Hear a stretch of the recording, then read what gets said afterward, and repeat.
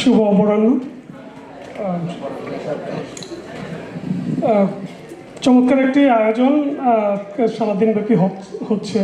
প্রথমেই ধন্যবাদ জানাই আয়োজকদের পেছনে যারা কাজ করছেন, আমার প্রিয় কবিতা আপা, কবিতার সাথে, এবং আপনারা যারা এসছেন। আজকে আমরা যে সেগমেন্টটি এখন আমি সাদাত এবং আমি দুজনে চেষ্টা করব আপনাদের সাথে আমাদের কলমের পেছনের মানুষগুলোর সঙ্গে তাদের কে পরিচয়টা তারা নিজেরাই দেবেন এবং তাদের পেছনে কিছু কথা আমরা শুনবো। আমি একটু সাদাতের নামটা একটু কারেকশন করে দিই। ওর নামটা হচ্ছে সাদাত হোসাইন, কে আর আমি হচ্ছে ফরহাদ হোসেন। যদিও ইংরেজিতে স্পেলিং একই রকম, কিন্তু প্রোনাউন্সিয়েশন একটু ডিফারেন্ট। আর আমরা দুজন কি জন্য বলে হোসেন হোসাইন। সাদাতের সম্পর্কে একটু সবাই জানি, আমরা সারাদিন ওকে নিয়ে কথা হচ্ছে। তারপরে একটু বলিও, আমার অনেক প্রিয় একটি ছোট ভাই, এবং তার সঙ্গে আমার অলমোস্ট সপ্তাহে দু একবার দেশ থেকে ও আমার সঙ্গে যোগাযোগ রাখে, কথা বলে, এবং আমরা দুজন খুব ভালো সময় কাটাচ্ছি। আর এখানে আমি এর আগেও ডিসি বইমেলাতে এবং আত্মীয় স্বজন বন্ধুবান্ধব অনেকে আছে, প্রায় আসা হয়। তো এই জায়গাটা আমার আসলে অনেক প্রিয়। আজকে আসতে পেরে খুবই ভালো লাগছে। আমি সাদাতকে দিই। সাদাত, তুমি একটু কথা বলো, তারপরে আমরা আমাদের বাকি সবার সঙ্গে কথা বলবো। প্রথম কথা হচ্ছে যে কখনো আমি লেখকদের ইন্টারভিউ করিনি, সবাই আমার ইন্টারভিউ করছে। সো এটা প্রথমবারের মতো। আগেই দোষ ত্রুটি মার্জনীয় বলে নিচ্ছি, কারণ আমি জানি না কি লেখকদেরকে জিজ্ঞেস করতে হয়।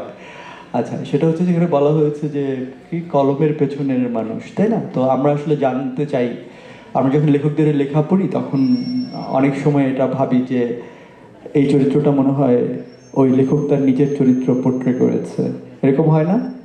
আবার অনেকে ভাবেন যে, আমাকে অনেকে জিজ্ঞেস করেন, আপনি এই চরিত্রটা এভাবে কেন লিখছেন, আপনি কি এভাবে ভাবেন, বা আপনি কি এটা এভাবে ফিল করেন?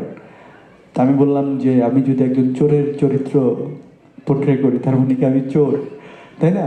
তো আসলে ব্যাপারটা এরকম না। লেখককে আসলে আইনস্টাইনের একটা বিখ্যাত উক্তি আছে যে imagination is more powerful than knowledge.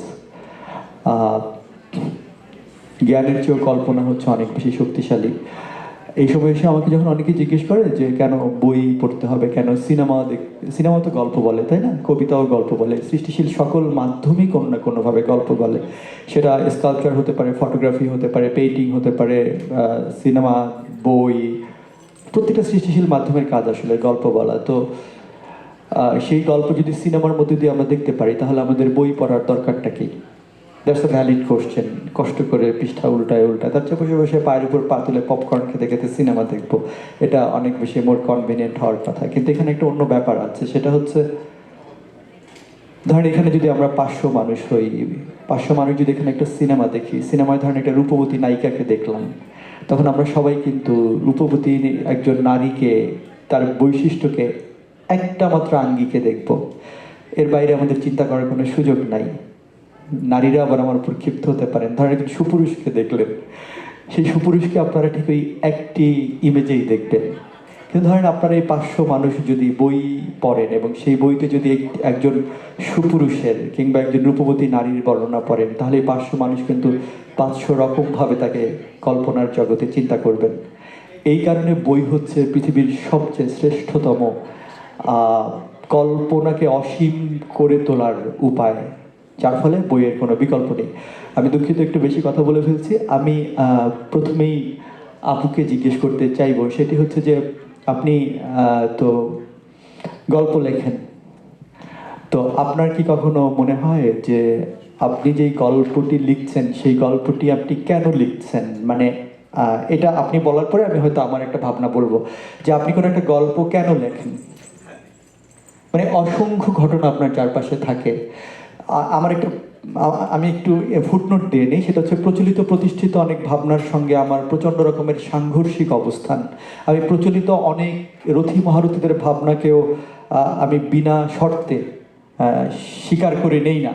তো আমার আমার নিজস্ব কিছু থিওরিও আছে, তার মধ্যে একটা আছে, আমার কাছে মনে হয় যে একজন লেখকের কাছে সকল গল্পই হয়তো ঘটনা, কিন্তু সকল ঘটনাই গল্প না, মানে সকল ঘটনারই গল্প হয়ে ওঠার সক্ষমতা থাকে না পার্টিকুলার লেখকের কাছে, হয়তো অন্য একজনের কাছে থাকে।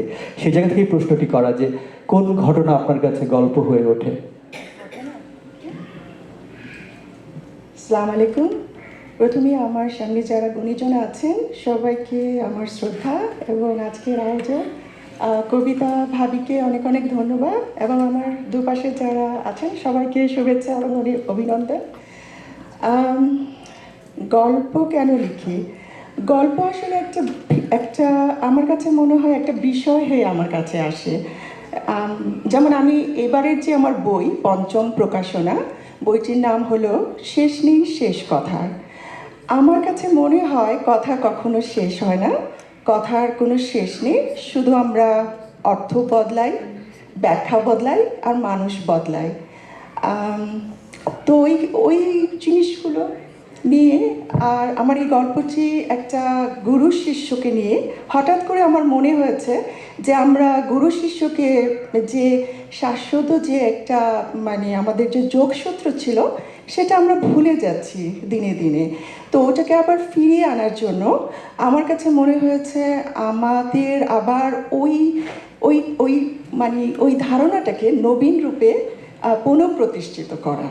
তো ওই জিনিসটা আমার মাথায় এসেছে হঠাৎ করে। আমার ছোটবেলার আমার শিক্ষকের কথা মনে পড়েছে যে আমার শিক্ষক তো আমার গুরু, তো তাকে কেন আমি ভুলে যাচ্ছি। আর আজকালকার দিনে আমরা খুব মানে শিক্ষা গ্রহণের পরেই আমরা আমাদের শিক্ষকদের ভুলে যাচ্ছি, অথচ আগেকার দিনে যারা গুরু ছিলেন তাদের প্রতি যারা তাদের যে শিষ্যরা ছিল তাদের আলোকবর্তিকায় তারা নিয়ে এগিয়ে গিয়েছিলেন বলেই আজও তারা ম্লান হয়ে যাননি। কিন্তু আমাদের এই যুগের শিক্ষকরা ম্লান হয়ে যাচ্ছে, আর আমাদের কাছে মনে হয় সময়ই নেই। আর আমরা যথাযথ তাদেরকে সম্মান প্রদর্শনে আমরা উদাসীন হয়ে পড়ছি। তো এই ভাবনাটা আমার মাথায় এসেছে, ওটা থেকেই আমি এই গল্পটা লিখেছি।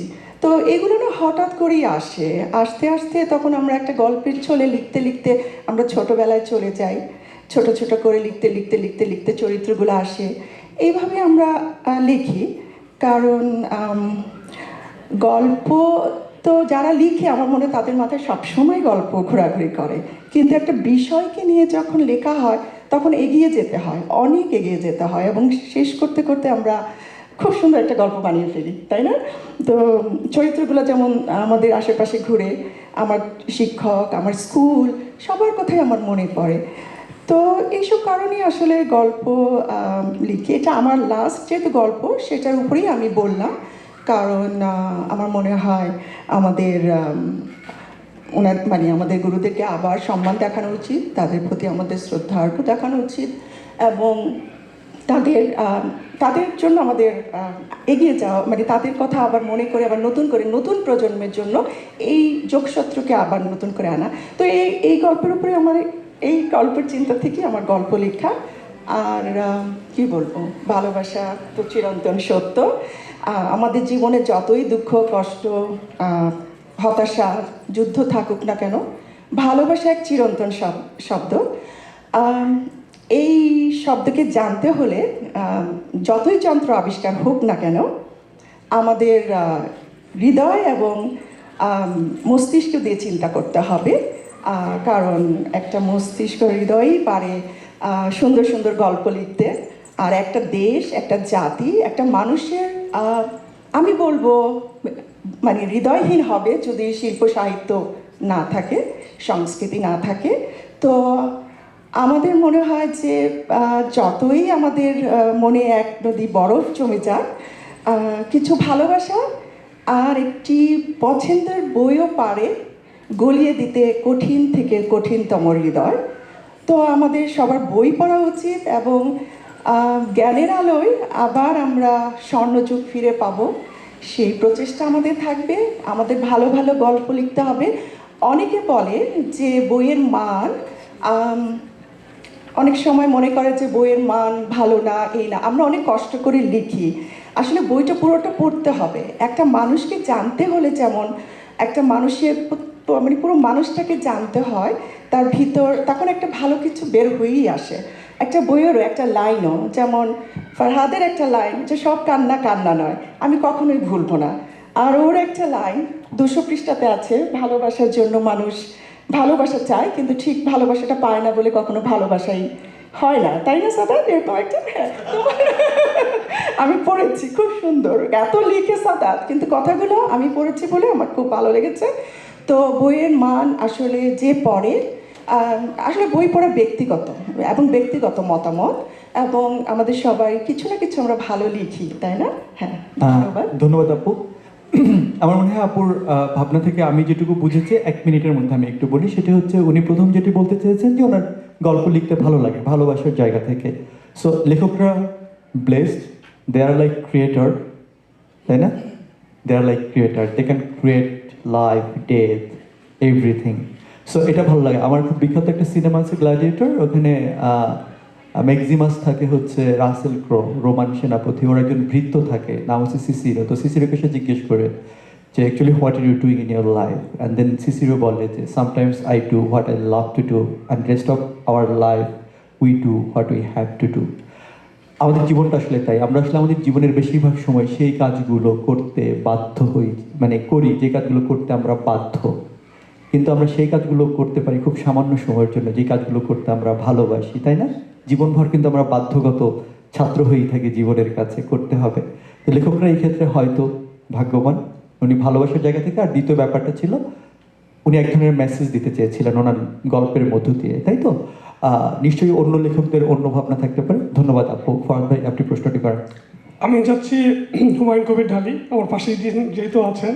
ঢালি ভাইয়ের অনেকগুলো পরিচয়, তার মধ্যে তিনি একজন লেখক এবং তিনি একজন প্রকাশক। তো আমার প্রশ্ন থাকবে আপনার কাছে, আপনি আগে লেখক না আগে প্রকাশক? আর আপনার লেখালেখি আমি জানি আপনি প্রায় 100-র উপরে আপনার বই এসছে।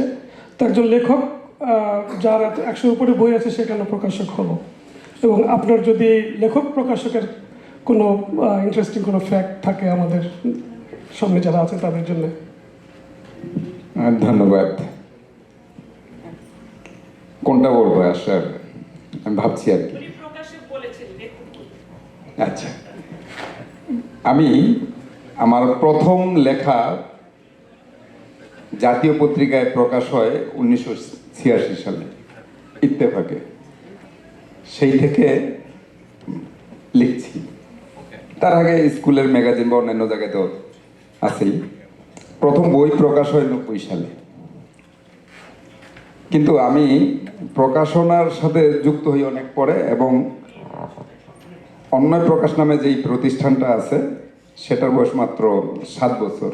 দ্যাট মিনস আমি লেখক, এবং এই অন্যয় প্রকাশের প্রকাশক আসলে আমি না, আমার বউ। আমি হচ্ছি তার ম্যানেজার হিসাবে একটু দেখাশোনা করি আর কি, এটাই। আর লিখছি যে অনেক দীর্ঘদিন থেকে লিখছি, লিখতে হয়, না লিখে থাকতে পারি না, কি আর করবো, আর কিছুই জানি না, জীবনে কিছুই শিখি নেই, লেখাটাই শিখছি, লিখি আর কি। আর এখানে ওই শাহাদাত আমাদের মানে মেধাবী ছোট ভাই, আমি শুধু ছোট ভাই বলি না, মেধাবী ছোট ভাই। ও সুন্দর করে গল্প বলে, লিখে, কথা বলে, এবং হ্যান্ডসাম, সব দিক দিয়েই নাম্বার 1।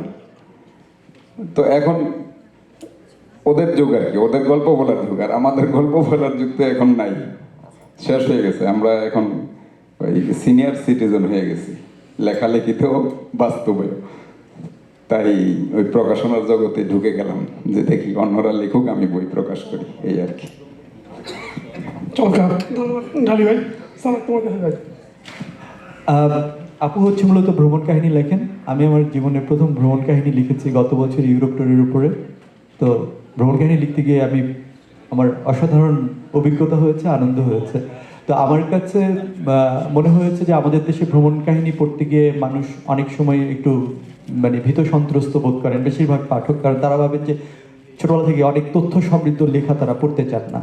তো আমি তখন যেটা করেছিলাম যে আমি ভ্রমণ কাহিনীটা উপন্যাসের মতো করে লিখেছিলাম, ইউরোপের শিল্প, সাহিত্য, সংস্কৃতি, ঐতিহ্যকে আমি গল্পের মতো করে লিখেছিলাম। আমার প্রশ্নটা হচ্ছে আপু, ভ্রমণ কাহিনী যেটি কিনা আমাদের দেশে পাঠকদের সাধারণ অর্থে খুব বেশি আগ্রহের জায়গায় থাকে না, সেই জায়গাটিতে আপনি একটা দুঃসাহসী চ্যালেঞ্জই নিয়েছেন বলে আমার কাছে মনে হয়েছে। সেটি কেন নিয়েছেন এবং সেটি নেওয়ার পরে আপনার অভিজ্ঞতা কি, প্রতিক্রিয়াটা কি পাঠকের কাছ থেকে? ধন্যবাদ সাদেক ভাই। আসলে আজকের প্রোগ্রামটা এটা লেখকদের প্রোগ্রাম। আমি নিজেকে লেখক বলতে খুবই লজ্জাবোধ করি। হ্যাঁ, আমি নিজেকে লেখক হিসাবে দাবিও করতে চাই না। আমার যেটা হয় যে আমি টুকটাক লিখি কীরকম, আমি গত 18-20 বছর যাবৎ আমি ডেভেলপমেন্ট সেক্টরে কাজ করি। তো ডেভেলপমেন্ট সেক্টরে আমার মূল সাবজেক্ট হচ্ছে মানুষ। তো আমি সবসময় মানুষের সাথে ডিল করি, যেখানে যে আমি মানুষের সাথে মিশি। একইভাবে আমি এমনি ঘুরতে পছন্দ করি কাজের কারণে বা শুধুই বেড়ানোর জন্য। বিভিন্ন জায়গায় আমাদের হয়তো ঘোরা হয়। তো ঘোরার জায়গায় যেটা হয় যে আমি ওখানে মানে কোথাও ঘুরতে গেলাম, আমি ওখানে মানুষের সাথে মিশি, আমি মানুষের সাথে গল্প করি। কারণ আমার কাছে মনে হয় একটা জায়গা সুন্দর ততক্ষণ না যতক্ষণ সেখানে মানুষ না থাকবে।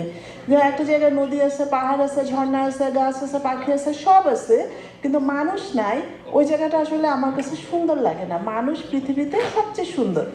তো যেটা হয় যে আমি যখন মানুষের সাথে গল্প করি, একটা জায়গার মানুষকে চিনি, জানি, আমি সেই গল্পগুলা, সেই উপলব্ধিগুলো আমি আমার লেখার মধ্যে আনি। এবং ভ্রমণ কাহিনী সাদেক ভাই যেটা বলতেছিলেন একদম সেটা, যে আমি নিজেও ভ্রমণ কাহিনী পড়তে খুবই আমি কি বলবো, আমি আসলে পছন্দ করি না। হ্যাঁ, কারণ আমাদের এক সময় যারা খুব ভালো ভ্রমণ কাহিনী লিখতেন, হ্যাঁ, সৈয়দ মুস্তফা আলী থেকে শুরু করে যারা, সেগুলো পড়ে আমরা যারা অভ্যস্ত, এবং ইদানিং যারা লেখেন যে আমি অমুক জায়গায় গেলাম, আমি 3:20 ল্যান্ড করলাম, ওখানে অমুক কবিতা আপা ছিলেন, আমার সাথে দেখা হলো, আমাকে চা খাওয়ালেন, এই ধরনের গল্পগুলো মূলত মানুষ লিখে। যে এবং আমি এটাও বলতে পারি যে আমি এই ধারার সম্পূর্ণ আলাদা একটা ধারাতে আমার লেখাগুলো লিখি। আপনার ভ্রমণ কাহিনীর বই কয়টা প্রকাশিত হয়েছে? আমার ভ্রমণ কাহিনীর বই বের হয়েছে 3টা। নামগুলো একটু শুনতে পারি আমরা? আমার একটা হচ্ছে সংকলন, সেটা হচ্ছে ঘুম ঘুরে ঘোরাঘুরি, এটা 2014-তে বের হয়েছিল অনন্যা থেকে। একটা হচ্ছে ভালো থেকো কাশ্মীর, এটা জাগৃতি থেকে দীপন ভাই বের করেছিলেন, এটাও 2014-তে। তারপরে বের হয়েছে একটা হচ্ছে ঋষভ লাভায়, এটা অনন্যা থেকে। আর এর বাইরে মানে সামাজিক বিশ্লেষণ ধর্মী মতামত নিয়ে আমার একটা বই আছে, সেটা হচ্ছে আমি যা দেখি তুমি তা দেখো কি, সেটা অনন্যা থেকে বের হয়েছিল। দারুণ। আপুর বইয়ের নামগুলো কিন্তু অনেক সুন্দর, তাই না? ধন্যবাদ আপু। আশা করছি যে পাঠকরা আজকে থেকে ভ্রমণ কাহিনী পড়ার প্রতি খুবই আগ্রহী হয়ে উঠবে। আমি এবার যেতে চাই, আমাদের সঙ্গে একজন কবি আছেন, আহসান জামান। আমি আপনার সম্পর্কে আপনার কাছে চাইবো যে আপনি আপনার নিজের সম্পর্কে একটু বলবেন। আমি যতদূর জানি যে আপনি পদার্থবিদ্যায় স্নাতক করেছেন এবং এমএসসি করেছেন। তো একজন পদার্থবিদ হয়ে কবিতার জগতে কীভাবে এলেন, এবং আপনি আপনার কবিতা লেখার পেছনের কিছু কথা যদি আমাদেরকে বলেন। ধন্যবাদ ফরদ ভাই। আমি আহসান জামান। আমি ঢাকা ইউনিভার্সিটিতে ফিজিক্সে পড়েছি।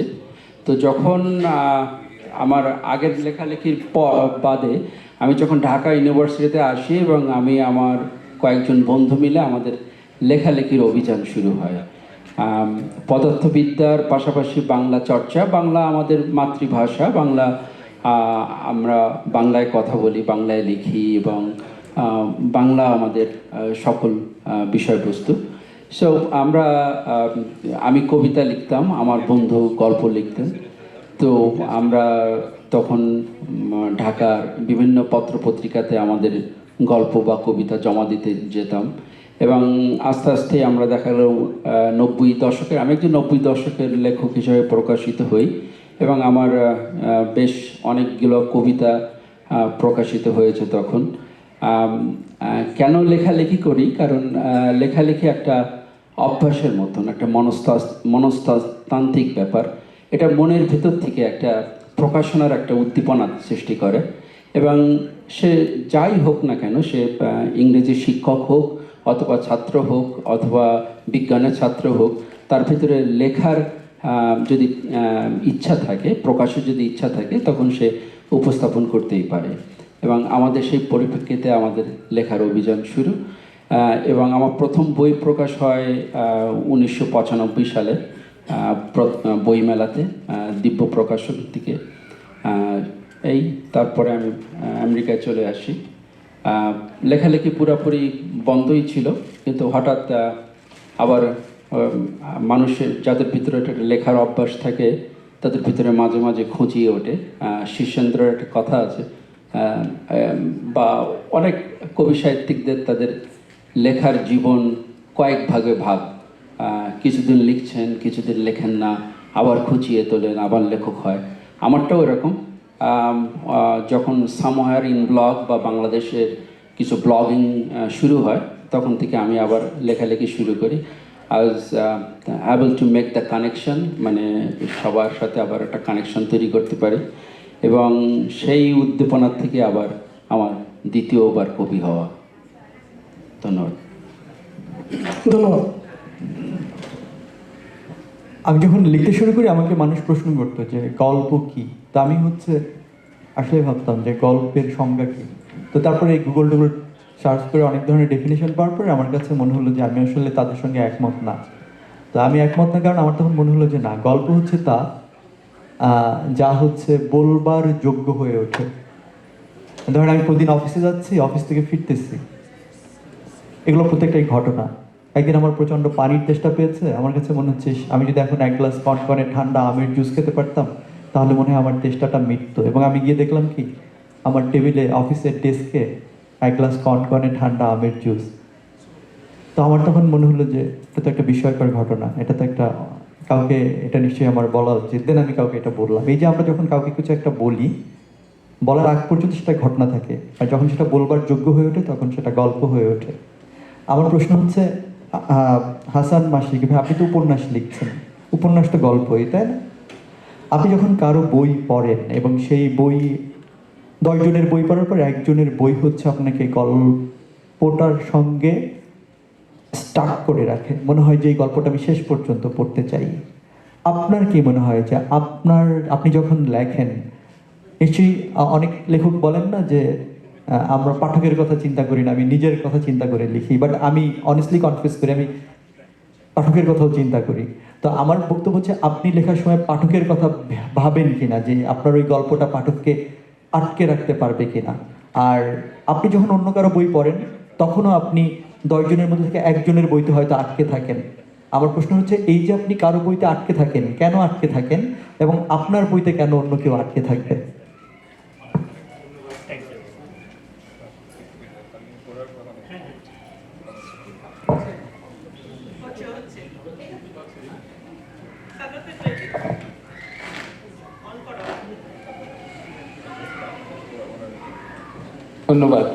ধন্যবাদ সাদাত হোসেন, ধন্যবাদ ফরহাদ হোসেন ভাই, কবিতা আপা আপনাকে অনেক ধন্যবাদ। যারা এই অনুষ্ঠানের আয়োজন করেছেন আর যারা উপস্থিত হয়েছেন তাদের সবাইকে আমি ধন্যবাদ জানাই। আপনাদের কাছে আমরা কৃতজ্ঞ সবাই।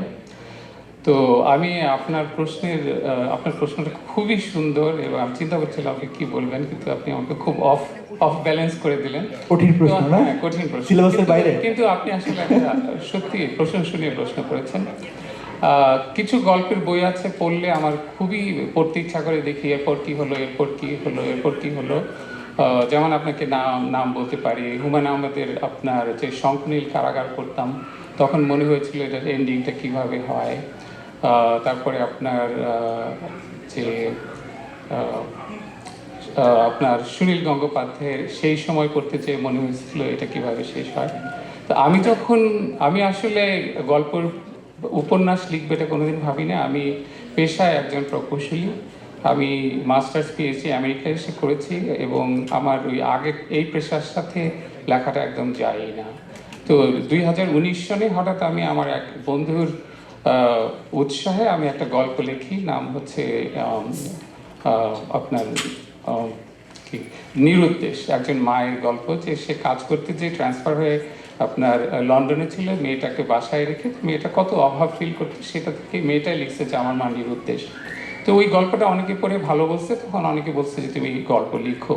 তো তারপরে আমি ধারাবাহিকভাবে পেন্সিল এবং অন্যান্য গ্রুপে একটা উপন্যাস লিখতে শুরু করি, যে আপনার দূরদীপবাসিনী। এবং ওটা হলো যে আমেরিকাতে একটা ছেলে পড়তে এসে তারপরে তার কীরকম স্ট্রাগল হয়েছিল এইসব। তো লিখতে যে আমার যেটা মনে হয় যে মানুষ অনেক সময় নিয়ে পড়বে, তার সময় দেবে, তাহলে আমি চাই যে মানুষ বাস্তব ভিত্তিক কিছু জিনিস জানুক, জেনে এটা থেকে আনন্দ পাক, কিছু ক্ষণিক সময়ের জন্য সে বাস্তব থেকে বেরিয়ে একটা ভালো কিছুর মধ্যে ঢুকে পড়ুক এবং এটার মধ্যে আটকে থাকুক, যে তার মনে হয় না দূর সময় নষ্ট করছে। সেজন্য আমি সবসময় চাই মানুষ একবার বইটা ধরলে মানে আটকে রাখার জন্য আপনার কি কোনো ট্রিক্স আছে কিনা? মানে এমনি তো আটকে থাকবে না। ধরেন এইখানে বসে একজন কৌতুক বলতেছে এই হলরুম ভর্তি মানুষকে, এবং কৌতুক বলার সময় সে হাত পা নেড়ে নানা কসরত করে তারপরে কৌতুকটা বললো, তারপর দর্শক শ্রেষ্ঠ একজন বললো যে কোন জায়গায় হাসতে হবে বলে দেন, মানে সে বুঝতেই পারে না। আর কেউ একজন খুব গম্ভীর মুখে কৌতুক বলতেছে, সবাই হেসে পেটে খিল দিয়ে গেছে। লেখকদের কাজও কিন্তু অনেকটা এরকম। আমার প্রশ্ন হচ্ছে যে এই যে একটা লাইক মিস্ট্রি, একটা রহস্যময় ট্রিক্স থাকে লেখকের পাঠককে আটকে রাখার, আপনার সেরকম কোনো ট্রিক্স আছে কিনা? আমি আসলে ওইভাবে চিন্তা করে লিখি নাকি বলতে চান না সবাই জেনে যাবে? না না না, আপনি ঠিকই বলেছেন। আমার সেই ধরনের কিন্তু কোনো ধরনের ট্রিক্স নেই, কিন্তু আমি কয়েকটা ফর্মুলা, কয়েকটা নিয়ম মেনে চলি। যেমন ফালতু জিনিস না থাকা ভালো, এবং স্ট্রেট ফরওয়ার্ড যা বলার তা বলবো। গল্পটা যেন খুব টাইট হয়, মানে আপনার প্রত্যেকটা প্যারাগ্রাফ যেন পড়তে হয়।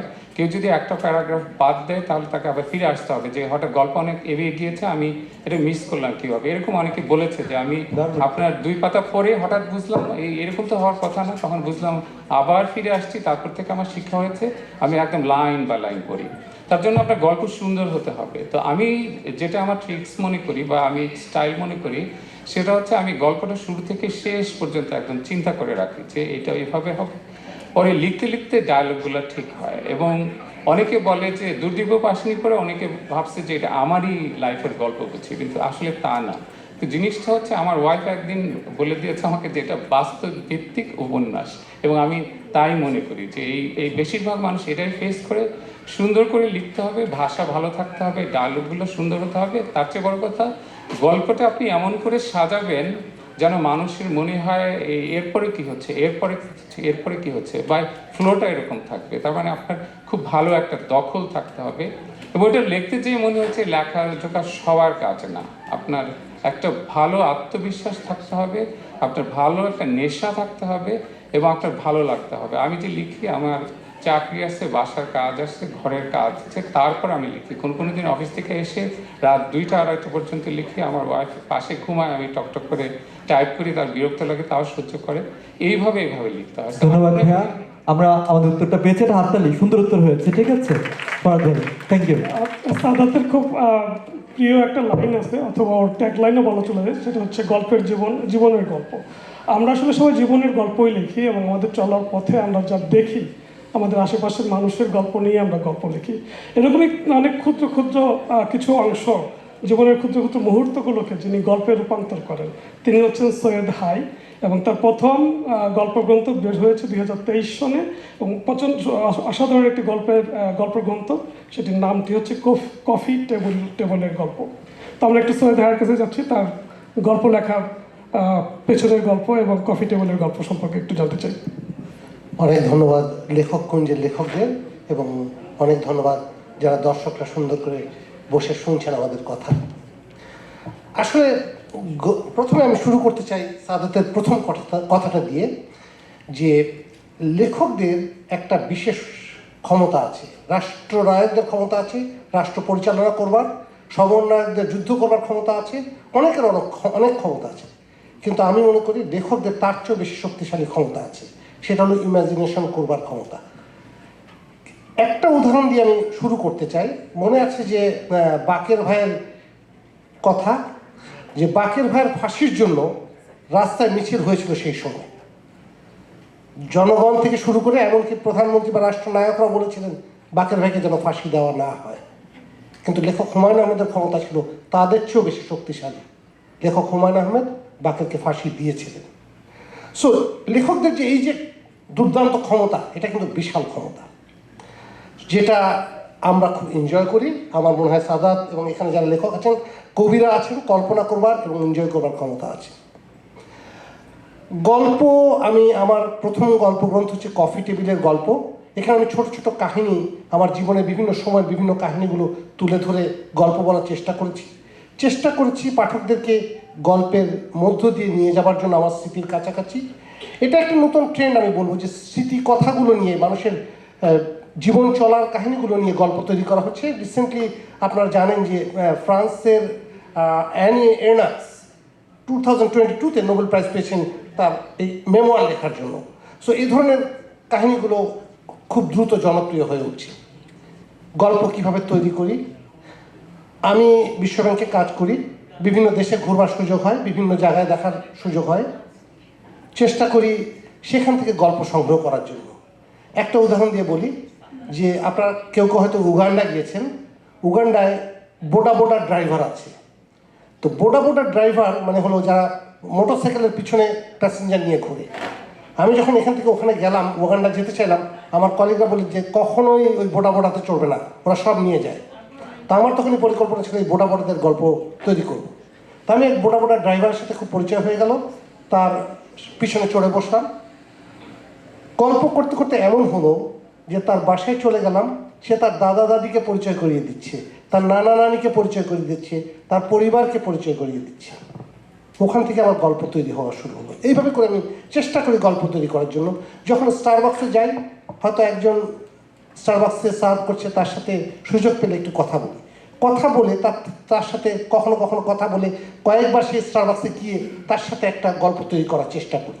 আমার ওয়ার্ল্ড ব্যাংকের পাশে কিছু হোমলেস সবসময় ঘুরতে থাকে, বসে বসে কখনো কখনো চা খাই, কফি খাই, এক কাপ কফি অফার করি, আস্তে আস্তে গল্প শুনতে চেষ্টা করি তার জীবনের গল্প।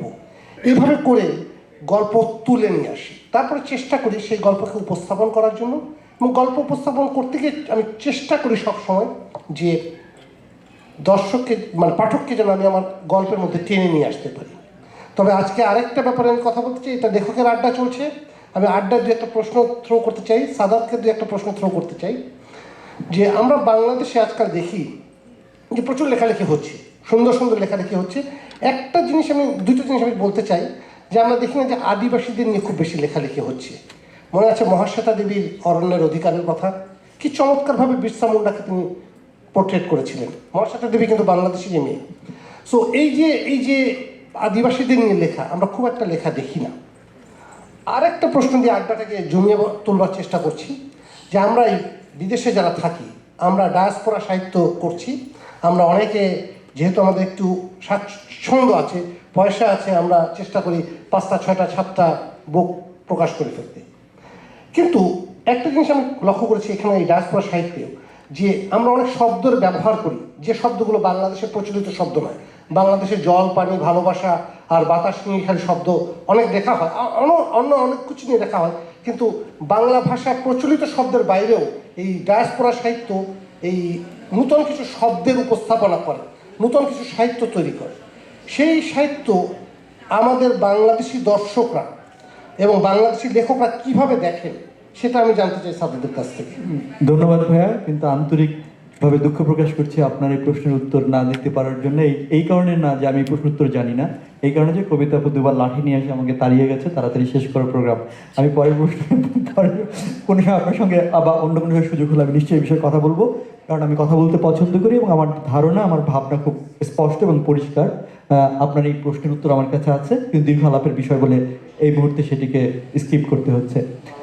আপনার কাছে আমার প্রশ্ন, শামসুদ্দিন মাহমুদ, সংক্ষিপ্ত প্রশ্ন, সেটি হচ্ছে যে আপনি কি আপনার দেখা চরিত্র লেখেন, নাকি আপনি আপনার লেখা চরিত্র দেখেন? থ্যাংক ইউ সাদাত ভাই। আপনি প্রশ্নটা যদি জটিল হয় আমাকে আবার জিজ্ঞেস করবেন। হ্যাঁ, আপনি কি আবার করতে চান প্রশ্নটা? আপনার প্রয়োজন হলে করতে চাই, প্রয়োজন না হলে কেন করব? আপনি আবার করুন প্রশ্নটা। আমি বলেছি আপনি আপনার দেখা চরিত্র লেখেন, নাকি আপনার লেখা চরিত্র দেখেন? কঠিন প্রশ্ন আসলে। সাদাত ভাই সম্পর্কে বলবো, সাদাত ভাই তরুণদের হাতরক। আসলে আজকে এই অল্প বয়সে লেখকদের মধ্যে এত জনপ্রিয় আমার মনে বাংলা সাহিত্যে আছে কিনা সন্দেহ। সবাই কালের আজকে হুমায়ুন আহমেদ তৈরি হয়ে যেতে কিন্তু অনেক সময় লাগছেন, কিন্তু সাদাত ভাই একদম শুরু থেকে তৈরি হয়ে গেছেন বাংলায়। তো আমি ওনার জনপ্রিয়তা অসাধারণ, এটা আমি ওনার কঠিন প্রশ্ন আমি উত্তর সহজভাবে দিচ্ছি। বিশেষ করে আজকে অনুষ্ঠানের আয়োজক কবিতা দেলোয়ার আপা, ধন্যবাদ দিতে চাই। এখানে অনেক গুণী লোক বসে আছেন, বিশেষ করে সরকার কবিরউদ্দিন, রোকেয়া আপা, আনিস ভাই এবং ডক্টর বদরুল হুদা খান সহ ডক্টর আনার করিম সহ অনেক গুরুত্বপূর্ণ ব্যক্তিবর্গ আছেন। আমি আপনাদের এই সন্তান, যেহেতু ওয়াশিংটনে থাকি আমি সাদাত ভাইয়ের এই কোশ্চেনে উত্তর দিতে চাই।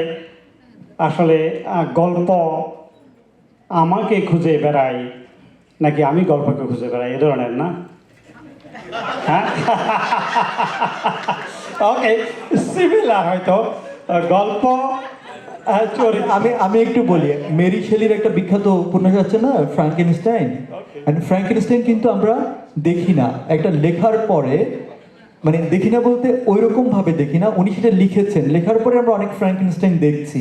আরেকটা হচ্ছে যে আমরা হয়তো এখানে অনেক মানুষের মধ্যে থেকে কোনো একটা চরিত্রকে গল্পের চরিত্র হিসেবে নির্বাচন করি, আরেকটা হচ্ছে আমরা এমন একটা চরিত্র নির্বাচন করে লিখি, সেটা আমাদের পুরোটাই হয়তো মেটাফোর দিয়ে তৈরি হয়, সেটা হয়তো আমাদের নানাবিধ ইঙ্গিত দিয়ে তৈরি হয়, এবং পরবর্তীতে মানুষ সেই ধরনের চরিত্রকে তার চারপাশে খুঁজে পায়। সো আমি বলেছি এটাই যে আপনি দেখা চরিত্র লেখেন নাকি লেখা চরিত্র দেখেন, না আপনার নির্মিত কোনো চরিত্রকে আপনি তৈরি আমি উত্তর দিচ্ছি একটু রসালোভাবে আর কি, আপনিও যেমন উত্তর। আমি মূলত আমার একটি বই আছে জবা নামের মেয়েটি, ওইটা থেকে উত্তর দিই। প্রথম জবা নামের মেয়েটি একটা কবিতা, ওইটা একটা গল্পের বই, বিশেষ করে ভূতের গল্প।